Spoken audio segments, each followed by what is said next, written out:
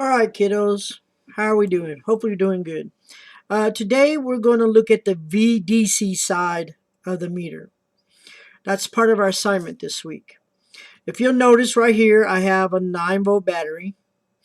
And to give you some little tip information to help you identify sometimes, majority of the time on components or batteries or plugs or outlets, the big side is usually the negative and the small side is usually the positive.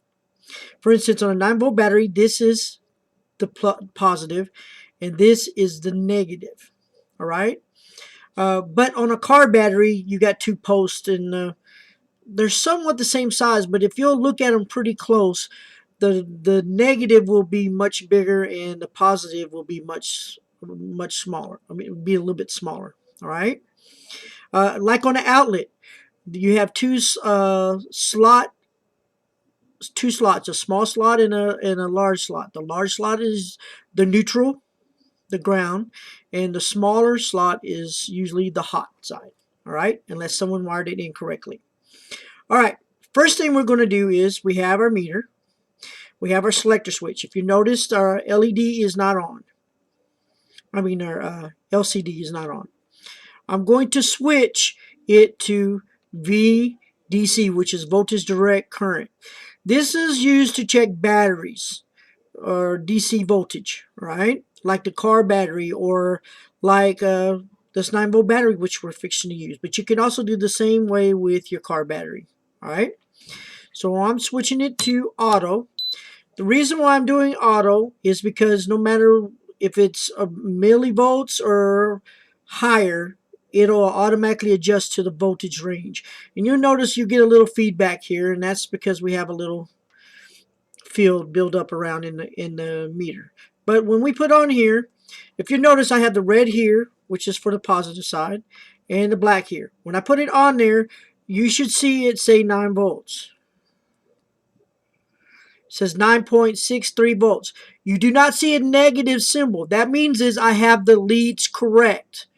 Let's say if I accidentally put the black on the positive and the red on the negative. Watch what happens. You'll notice there'll be a negative symbol. This is on the positive and this is on the negative. If you see that negative symbol right there, the minus, it says minus 9.63 volts. It's still the same voltage reading, except it's a negative number. All it means is you have your leads incorrect. This is also important for troubleshooting or trying to figure out how to wire something up. Because, for instance, if you don't know which one's the negative or the positive, you can tell by when you hook it up to a DC voltage. If you got them crossed, and if you got your leads in the right ports, it'll tell you if which one's the negative and which one's the positive. See, right now this tells me this is positive, this is a negative.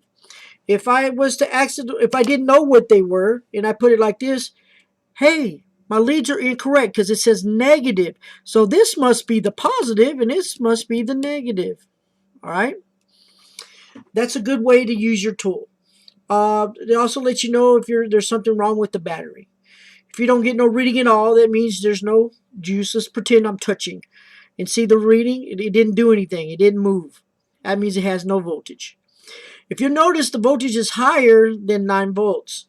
Well, majority of the things that you power up has a rating of 10% plus or minus. So it can take more voltage or less voltage. It's deliberately done that way so things don't burn up quickly.